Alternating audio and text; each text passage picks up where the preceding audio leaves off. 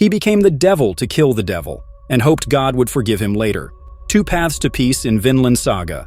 Canute's ruthless mercy, drenched in religious guilt, versus Thorfinn's vow never to draw his sword again, which truly saves the world. By the end of this video, you'll understand why the most dangerous person isn't the one who embraces evil, but the one convinced their evil is actually good. Have you ever noticed how the most terrifying villains are often born from shattered idealists? This transformation lies at the heart of Canute's journey. A sheltered prince molded into something far more dangerous, a zealot with a crown. Ragnar's death wasn't just emotional, it was existential. When Canute cradled his foster father's body, something broke inside him that could never be repaired. What makes this moment so haunting isn't just the grief, but what that grief birthed. A conviction that would drench the world in blood. The strong prey upon the weak.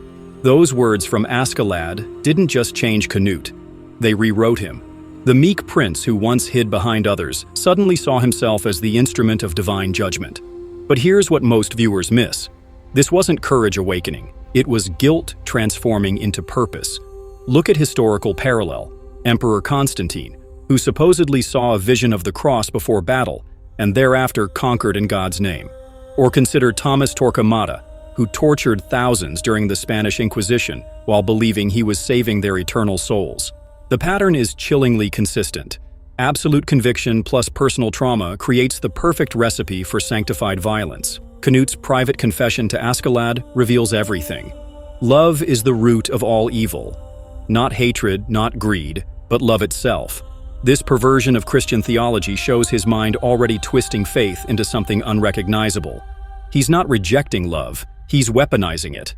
By claiming his violence stems from love for humanity, he creates the perfect shield against his own conscience. But the most disturbing moment comes when Canute speaks to his father's corpse. This isn't just grief, it's psychosis with divine justification. As he declares himself God's chosen vessel, we're witnessing the birth of something history has seen repeatedly, the savior tyrant. A man who believes heaven itself sanctions his atrocities.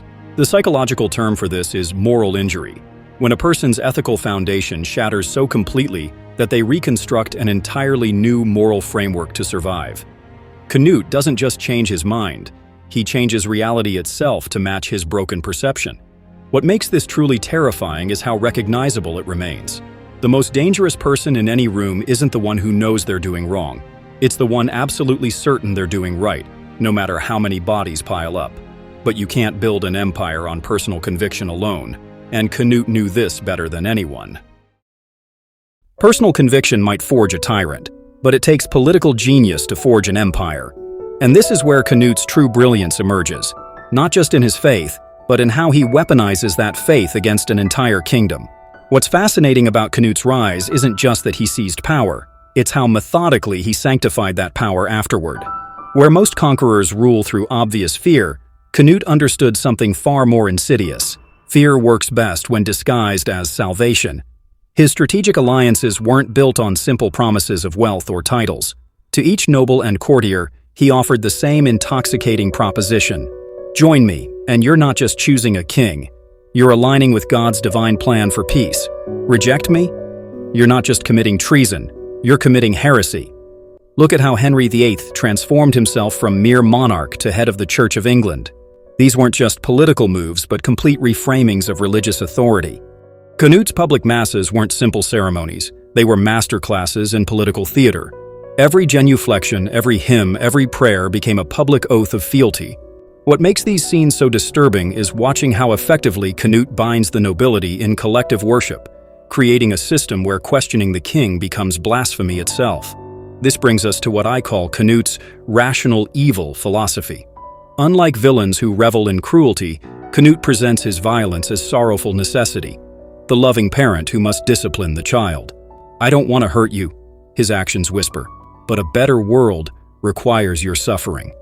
This is the most dangerous form of cruelty, the kind that believes itself to be kindness. Speaking of transformations through pain and purpose, if you haven't watched my analysis, Thorfinn's Identity Death, Why Peace Might Be Just Another Prison, you're missing crucial context. That video explores how Thorfinn's transformation isn't simple growth. It's a complete erasure of self, connecting to Nietzsche's concept of the death of self and the psychological reality facing soldiers attempting to reintegrate after war. Here's the most chilling truth about Canute's reign. Benevolence framed as divine mandate is one of history's deadliest cons. When cruelty wears the mask of kindness, when tyranny disguises itself as salvation, that's when empires of blood are born. Yet true tyranny lurks beneath mercy's white cloak. When we think of tyrants, we imagine iron-fisted cruelty. But the most dangerous rulers learn a subtler truth. Mercy, when used precisely, can become a far more effective weapon than fear. Canute understands this better than anyone. The brilliance of his rule isn't found in who he kills, it's in who he spares. Public pardons, staged with theatrical grace, make him appear godlike. But these are not acts of compassion. They're strategic moves. Every spared enemy becomes a walking billboard for his power. Serve me and live, resist and vanish. It's psychological warfare, mirroring history's most ruthless tacticians. Genghis Khan once annihilated a city that defied him, then spared the next that surrendered. The result? Terror spread faster than his armies. Rome did it too. Citizenship for loyalty, crucifixion for rebellion. But Canute adds a spiritual twist. His mercy isn't just political, it's divine. He frames forgiveness as God's will, not his own. You were chosen, his actions whisper. Not spared by man, but redeemed by heaven. The result? Obedience wrapped in reverence. His enemies don't just kneel, they thank him for the chance.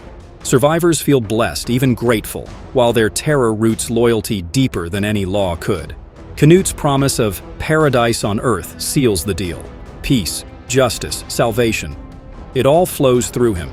He becomes more than king. He becomes the only rational choice. Who would reject heaven? And when we glimpse him sharpening his sword while offering blessings, it's chilling. It tells us everything.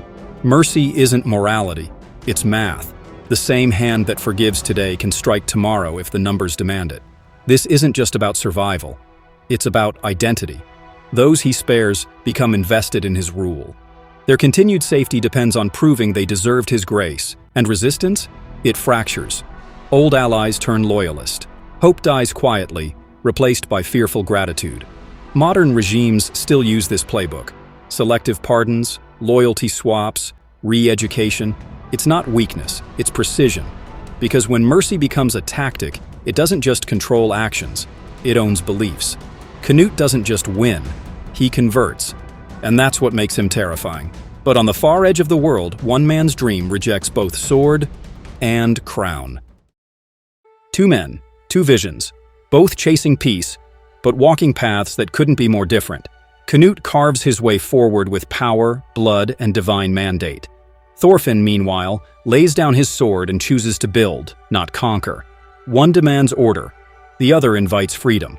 Under Ketil's roof, Thorfinn swears a vow of nonviolence, not as a tactic, but as penance. Years of rage and killing have left him hollow. His refusal to fight isn't cowardice. It's rebellion against the very cycle that forged him. He's not just rejecting violence, he's rejecting who he used to be. And in that rejection lies the real revolution. Canute, by contrast, sees peace as a kingdom to be seized. His vision is grand, absolute, and enforced from the top down. It's the dream of a god emperor. He believes if he can kill enough chaos, the world will fall into place. And for a time, it works. His armies obey, his enemies fall, his rule expands. But here's the catch. Peace imposed by the sword isn't peace, it's silence. Thorfinn's dream of Vinland stands in total contrast. No thrones, no armies. Just a place where no one needs to wield a blade to live. A place where people choose peace not because they're afraid, but because they're free. It's a humble vision, but it spreads. While Canute commands soldiers in iron ranks, Thorfinn inspires broken souls to walk with him. Former slaves, lost men, people who've seen too much war and want a new start. His followers don't swear oaths, they share burdens, and that makes them harder to break. This contrast is powerful. Canute leads through fear, Thorfinn through faith. One demands loyalty, the other earns it. And here's where it gets deeper. Canute's peace creates dependence. Thorfinn's peace creates equals. The psychology is clear. Control through force breeds resentment, but control through inspiration, that breeds resilience. Thorfinn's group might look ragtag, but their unity runs deeper than fear. It's built on choice, on belief, and that's what makes him dangerous to kings. He doesn't want their power, he wants something purer. And in a world addicted to violence, that kind of vision threatens every throne. So when you see these two men clash, not with swords but with ideas, you realize this isn't just a battle for land or law. It's a war for the soul of peace itself. Because sometimes, the most radical act isn't rebellion, it's walking away. If you want more deep dives into character, morality, and the philosophy of anime, hit subscribe. My next analysis is going to peel back even more layers. Guilt-driven violence binds souls in chains. It promises justice but leaves only ruin in its wake. That's the path Canute walks, trading one form of suffering for another, hoping the end will justify the means. But peace born of fear is fragile. True freedom? It blooms only in mercy, not massacre. That's what Thorfinn understands. He's not running from war. He's choosing a harder path, building a future where swords are no longer needed. And that dream might be the most dangerous idea of all. But here's the twist. What if that dream is a lie? In my next video, Vinland is a lie, and that's why it works. We'll dive into why Thorfinn's vision isn't about reaching paradise. It's about surviving hell. Just like the American dream, Zion, or heaven, it's not the place that saves us. It's the belief in getting there. Slaying demons is easy. Conquering the darkness within, now that is true victory.